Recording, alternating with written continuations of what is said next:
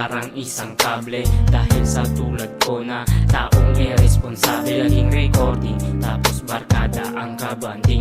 Laging umuuwing lasing, di man lang kita malambing. At sinasabi ko naman na mahal kita, pero ang attitude ko sa iba na pupunta. At kung may sisisihin man, yung aking sarili, kung bakit landas ng hiwala yan ang iyong pinili.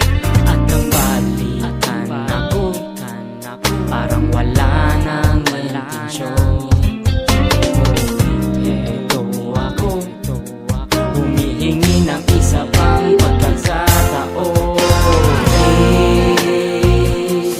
Please lang bumalik ka na.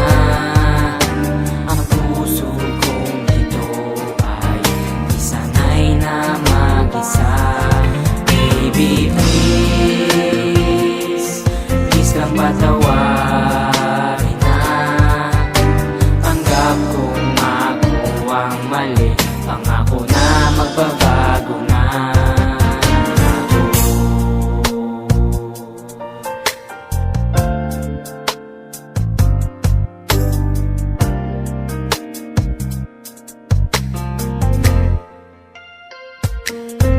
Paano maaayos? Hindi ko nga may paliwanag dahil ayaw mong sagutin ang text ko at mga tawag kong ang sorry di sapat. Sabihin mo naman no, dahil sa sitwasyong ganto nahihirapan ako.